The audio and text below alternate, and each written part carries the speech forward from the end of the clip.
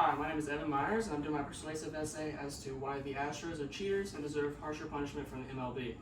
Imagine this. You're watching the World Series in 2017 and you see the Astros win. They have a really good series, but it seems a little fishy. People knew that from the get-go. So, the Astros use a variety of ways to cheat, and the ramifications of their actions were, in my opinion, not strong enough. MLB pitcher Trevor Bauer gave us a little insight on what was happening. He stated in an interview with Part of My Take that in the offseason, baseball players, they work out with other organizations, and they train together and they talk, and it was kind of a known thing that they were doing something a little sketchy. See, they cheated ways that were blatant, and they just couldn't be ignored. For example, they used to beat on trash cans to forecast the pitches to other batters. This was the most notable in game film from 2017 season, from the regular season all the way through the postseason. And this was done to alert the batter, let him know like a fastball, off-speed, curveball, anything like that was coming. At one point, the then Astros bench coach Alex Cora arranged to install a monitor inside center field that would forecast the catcher's signs, and then they would have a player inside the clubhouse that would bang on a trash can that would let them know what was coming. Big no-no, not cool.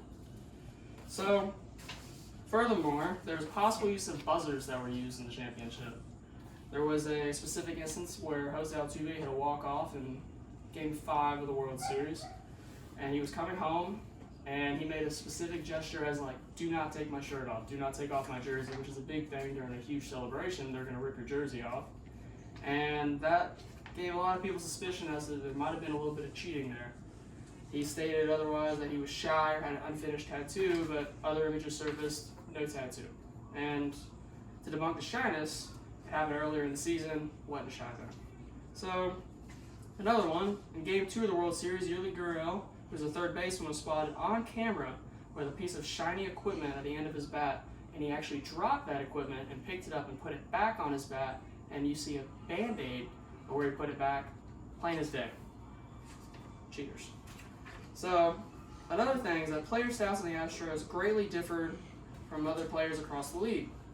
The home and away splits for the players was very telling this time. For example, Carlos Correa had better splits of batting average, on base percentage, slugging percentage at home than compared on the road, which is infinitely better. Another one, Jose Altuve stole an MVP from Aaron Judge. Cheaters should not get MVPs, in my personal opinion. Another one, during the World Series, the home and away splits were over 200 points higher in each category from home versus away during the World Series. Don't like that. See, there was also claims that the production of their offense helped to destroy players' careers and set them down to the minor leagues. For example, Mike Bolsinger was a pitcher in the Toronto Blue Jays organization, and he actually filed a grievance against the club for bad business practices.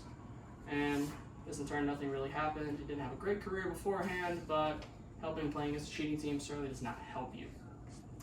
Now, along with that, I believe the punishments were not nearly severe enough as they should have been. Now, the manager and the GM were fined and suspended for a year, and this is not that big considering all the players are granted immunity as long as they told their side of the story, and you can replace a manager and a GM a lot quicker than you can replace your star second and third baseman. Now, in my opinion, there's not much use in these suspensions because there's a lot of people that want to be managers, a lot of people that want to be GMs.